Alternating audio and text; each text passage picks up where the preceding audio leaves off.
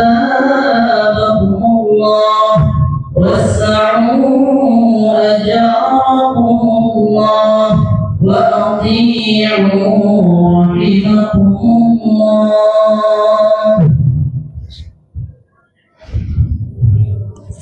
اللهم صل على سيدنا محمد.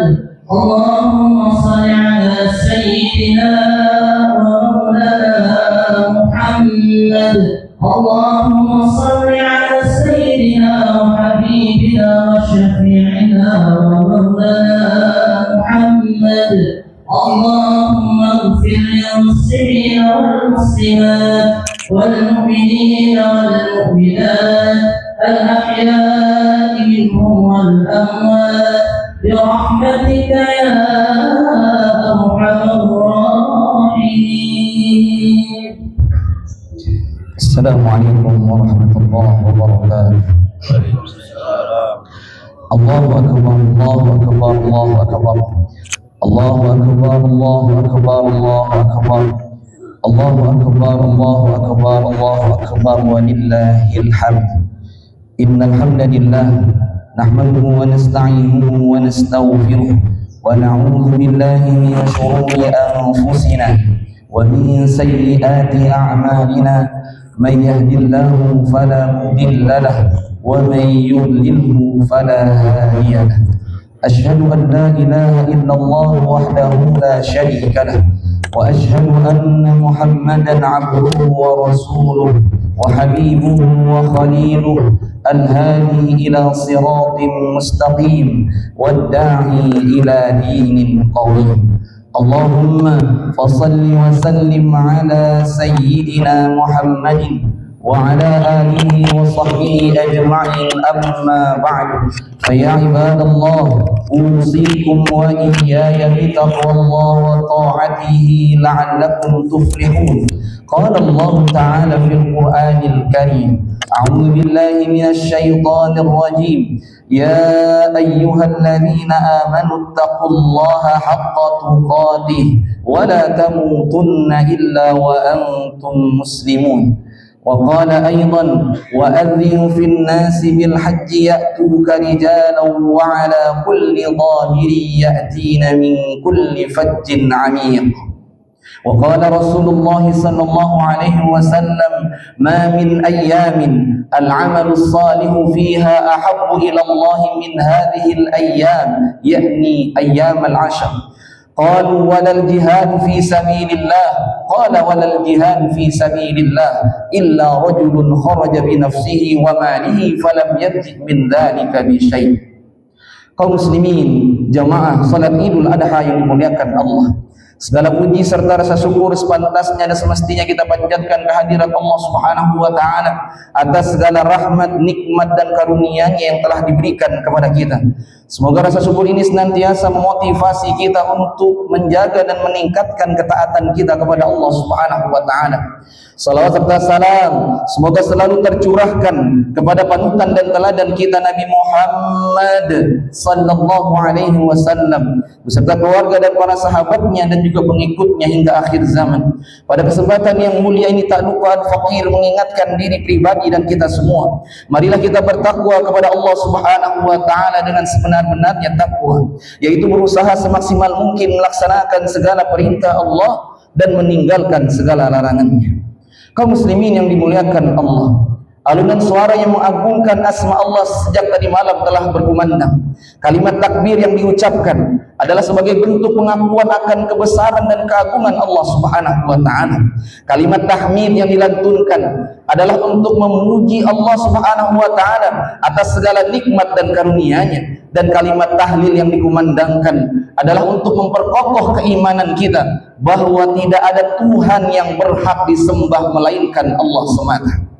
Pada hari ini, segenap kaum muslimin di seluruh penjuru dunia merayakan hari raya Idul Adha.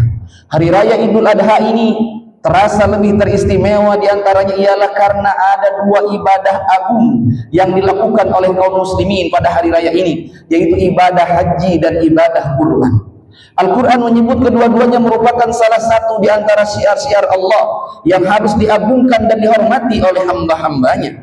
Bahkan mengagungkan syiar-syiar Allah adalah merupakan pertanda atau bukti akan ketakwaan seseorang. Di dalam surah Al-Hajj Allah Subhanahu wa taala berfirman, "A'udzu billahi minasyaitonir rajim. Dzalika wa man yu'azzim sya'airallah fa innaha min taqwal qulub." Yang artinya, demikianlah barang siapa yang mengagungkan syiar-syiar Allah, maka itu timbul dari ketakwaan hati. Kaum muslimin yang dimuliakan Allah, kedua ibadah agung ini, ibadah haji dan ibadah kurban, tentu dapat dilaksanakan dengan baik oleh mereka yang memiliki kedekatan dengan Allah Subhanahu wa taala.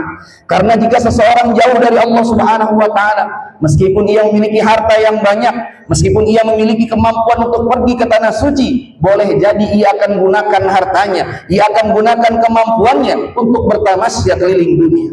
Tetapi bagi orang-orang yang dekat dengan Allah Subhanahu wa taala, maka dengan hartanya, dengan kemampuannya ia akan berkata labbaik Allahumma labbaik, labbaik Allahumma labbaik. Ya Allah, aku penuhi seruanmu ya Allah. Ya Allah, aku penuhi seruanmu ya Allah. Demikian pula dengan ibadah kurban. Jika seseorang jauh dari Allah Subhanahu wa taala, meskipun ia mampu, meskipun ia memiliki harta yang banyak, maka enggan baginya untuk mengeluarkan hartanya dalam berkurban. Tetapi jika seseorang dekat dengan Allah Subhanahu wa taala, meskipun hartanya pas-pasan, maka dengan mudah ia mengeluarkan hartanya berkurban karena Allah Subhanahu wa taala. Bukankah di negeri ini ada satu kisah inspiratif atau menginspirasi kita semua, di mana ada pasangan suami istri yang bekerjanya hanya memungut barang-barang bekas, lalu kemudian dari hasil ia memulung, ia kumpulkan hari demi hari, pekan demi pekan, bulan demi bulan, lalu kemudian mereka belikan hewan kurban.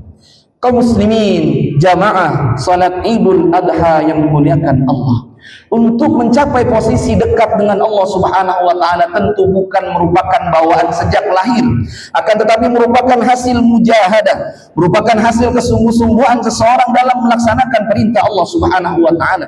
Karena pada kenyataannya seringkali terjadi benturan antara keinginan diri yang kita kenal dengan hawa nafsu dengan keinginan Allah, yaitu ibadah. Disinilah akan nyata keberpihakan seseorang, apakah kepada Allah atau kepada selainnya. Maka ada satu pertanyaan dalam bentuk introspeksi yang bisa kita kemukakan, yaitu mampukah kita mengorbankan keinginan kita karena kita sudah berpihak kepada Allah Subhanahu wa taala atau sebaliknya. Kaum muslimin, jamaah salat Idul Adha yang dimuliakan Allah, sosok manusia yang sangat dekat dengan Allah, yang karenanya memiliki julukan Khalilullah, yaitu Nabi Yuna Ibrahim alaihissalam, tampil sekaligus dalam dua ibadah agung dalam hari raya Idul Adha ini, yaitu ibadah haji dan ibadah kurban. Terkait dengan ibadah haji, tentu kita semua tahu bahwa syariat ini bermula dari perintah Allah Subhanahu wa taala kepada Nabi Ibrahim untuk menyeru manusia melakukan ibadah haji, sebagaimana yang disebutkan di dalam surah Al-Hajj. Allah Subhanahu wa taala berfirman, "A'udzu billahi minasyaitonir rajim, wa adzinu fin nasi bil hajji ya'tuka rijalan wa 'ala kulli dhamirin ya'tina min kulli fajjin 'amik." Dan serulah manusia untuk melakukan ibadah haji, niscaya mereka akan mendatangimu dengan berjalan kaki dan mengendarai unta yang kurus. Mereka datang dari segenap penjuru yang jauh. Tentu kita semua tahu bahwa di dalam ibadah haji terdapat makna, terdapat hikmah, terdapat pelajaran bagi kita. Karena ibadah ini diawali dari kesiapan seseorang untuk melepaskan seluruh atribut, seluruh tampilan luar yang menunjukkan status sosial atau kedudukan seseorang dengan hanya mengenakan dua helai kain ihram. Pakaian ini menunjukkan sikap tawadhu dan persamaan antar sama manusia. Maka dengan hanya mengenakan pakaian yang sederhana ini, semestinya seseorang bisa dengan mudah mengenal kebesaran Allah Subhanahu wa taala, di mana ia pun berupaya untuk mengenal dirinya saat melakukan ibadah wukuf di Arafah. Saat itu seseorang larut dalam zikir, larut dalam munajat, larut dalam upaya mereka untuk mendekatkan diri mereka kepada Allah Subhanahu wa taala. Kemudian para hujjaj melakukan ibadah melontar jumrah sebagai simbol perlawanan terhadap setan atau terhadap apapun dan siapapun yang menghalangi kedekatannya dengan Allah Subhanahu wa taala. Kemudian barulah ia mengarahkan aktivitas kehidupannya untuk Allah, menuju Allah melalui ibadah tawaf, yaitu mengelilingi satu titik fokus yang dinamakan Ka'bah. Titik kesatuan ini menjadi penting untuk mengingatkan arah dan tujuan hidup manusia.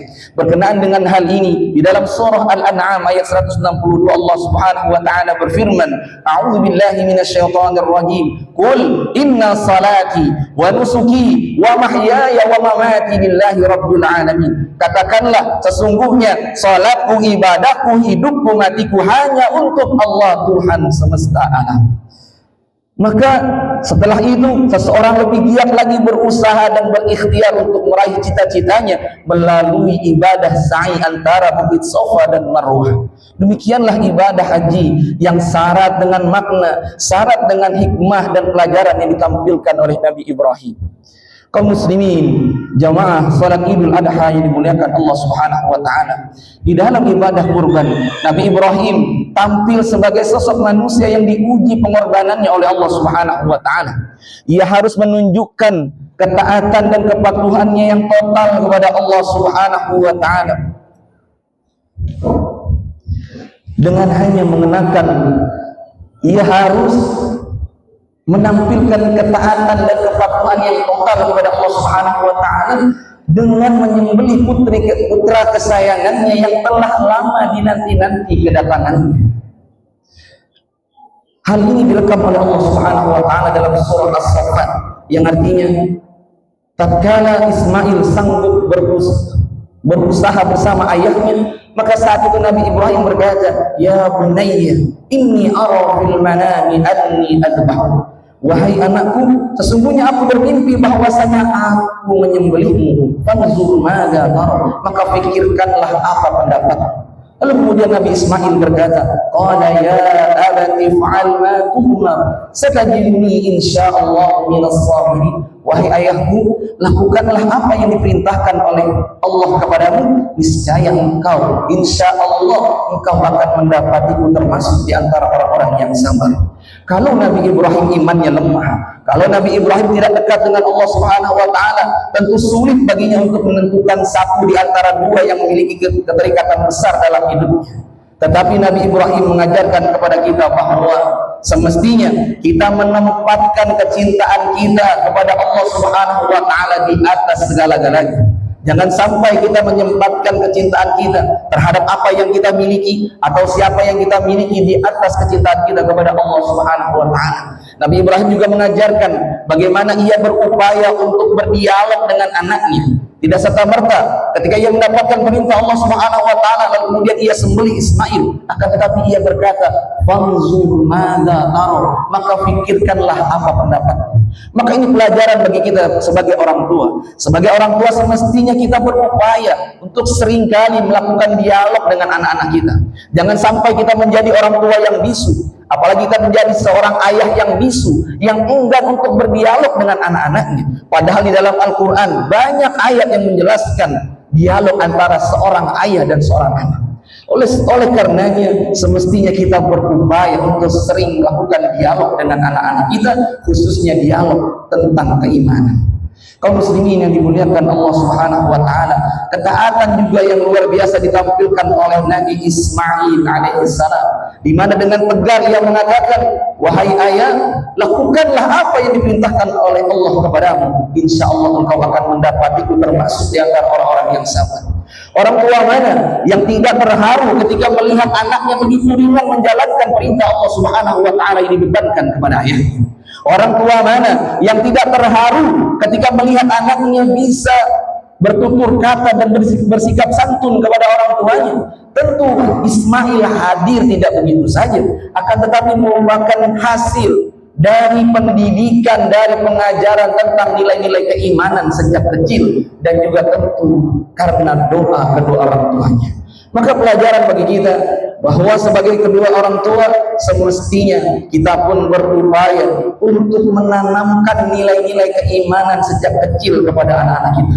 Jangan sampai kita hanya berpikir bagaimana cita-cita dia di dunia ini bisa terwujud, akan tetapi justru yang pertama kita pikirkan ialah bagaimana cita-cita akhiratnya terwujud, yaitu dijauhkan dari api neraka dan dimasukkan ke dalam surganya Allah Subhanahu wa taala. Karena kalau cita-cita ini telah tertanam di dalam dirinya, maka menjadi apapun mereka nantinya, insya Allah mereka tidak akan melanggar ketentuan Allah Subhanahu wa taala. Kalaulah mereka menjadi seorang pebisnis, maka mereka tidak akan melakukan kecurangan dalam bisnisnya. Kalaulah mereka menjadi seorang hakim, maka mereka akan berupaya untuk memutuskan hukum dengan seadil-adilnya dan lain sebagainya. Demikianlah khutbah singkat yang bisa disampaikan pada kesempatan kali ini. Semoga apa yang disampaikan dapat bermanfaat bagi kita. Barakallahu li wa lakum fil Qur'anil Karim wa nafa'ani wa iyyakum bima fihi minal ayati wa dzikril hakim wa taqabbala minni wa minkum tilawatahu innahu huwas samiul 'alim wastaghfiruhu innahu huwal ghafurur rahim. اللهم صل على سيدنا وحبيبنا وشفيعنا ومولانا محمد.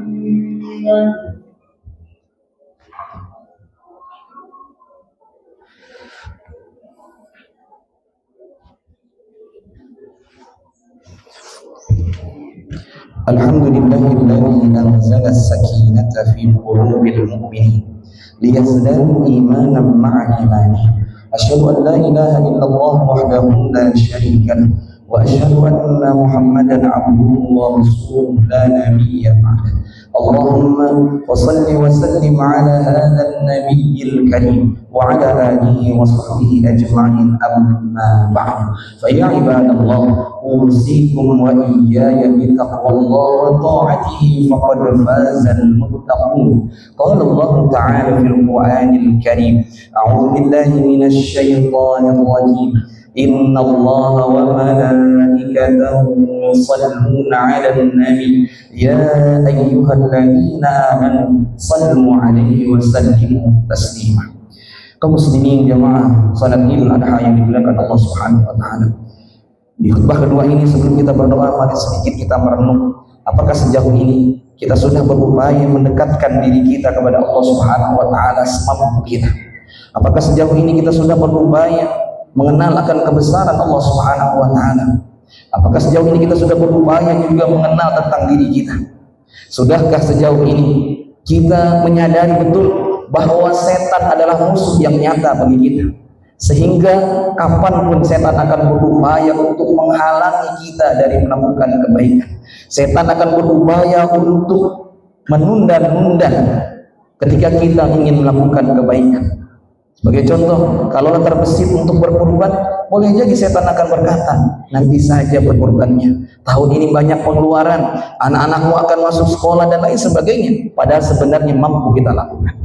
Karena ulama mengatakan kalimatu sawfa jundun min junudi iblis. Kata nanti, kata entar itu adalah merupakan tentara dari tentaranya iblis. Apakah sejauh ini kita sudah menyadari bahwa arah dan tujuan hidup kita hanya untuk Allah Subhanahu wa taala? Sudahkah kita memaksimalkan ikhtiar kita dalam meraih cita-cita kita, baik cita-cita kita di dunia maupun cita-cita kita di akhirat, yaitu dijauhkan dari api neraka dan dimasukkan ke dalam surga Allah Subhanahu wa taala? Apakah sebagai seorang ayah atau sebagai orang tua kita telah berupaya melakukan dialog kepada anak kita, melakukan dialog keimanan kepada mereka sehingga tumbuh keimanan yang kuat di dalam diri mereka? Apakah sebagai seorang anak kita pun sudah berupaya untuk bertutur kata yang santun, bersikap yang santun kepada kedua orang tua kita sebagaimana yang ditampilkan oleh Nabi Ismail alaihissalam? Semoga dari apa yang disampaikan bisa menginspirasi kita. Jika kita sebagai orang tua, kita berupaya untuk sering melakukan dialog kepada anak-anak kita dan juga sering mendoakan mereka. Jika kita sebagai seorang anak, kita berupaya untuk berbakti, bersikap, berkata yang santun kepada kedua orang tua kita. Marilah di akhir khutbah kedua ini kita memohon bermunajat, kiranya apa yang kita minta, apa yang kita mohonkan dikabulkan oleh Allah Subhanahu wa taala. Allahumma salli wa sallim ala nabiyyina Muhammadin wa ala alihi wa sahbihi ajma'in. Allahumma ighfir lil muslimina wal muslimat wal mu'minina wal mu'minat al-ahya'i minhum wal amwat. Allahumma anta rabbuna farzuqna al-istiqamah. Rabbana zalamna anfusana wa وإن لم تغفر لنا وترحمنا لنكونن من الخاسرين. ربنا هب لنا من أزواجنا وذرياتنا قرة أعين واجعلنا للمتقين إماما. ربنا أفرغ علينا صبرا وتوفنا مسلمين اللهم أعز الإسلام والمسلمين وأذل الشرك والمشركين ودمر أعداءك أعداء الدين. اللهم انصر إخواننا المسلمين في فلسطين. اللهم انصر إخواننا المجاهدين في فلسطين. اللهم انصر إخواننا المسلمين في كل مكان. ربنا لا تزغ قلوبنا بعد إذ هديتنا وهب لنا من لدنك رحمة إنك أنت الوهاب. ربنا تقبل منا إنك أنت السميع العليم وتب علينا إنك أنت التواب الرحيم. ربنا آتنا في الدنيا حسنة وفي الآخرة حسنة وقنا عذاب النار. سبحان ربك رب العزة عما يصفون وسلام على المرسلين والحمد لله رب العالمين. السلام عليكم ورحمة الله وبركاته. صلى الله على محمد صلى الله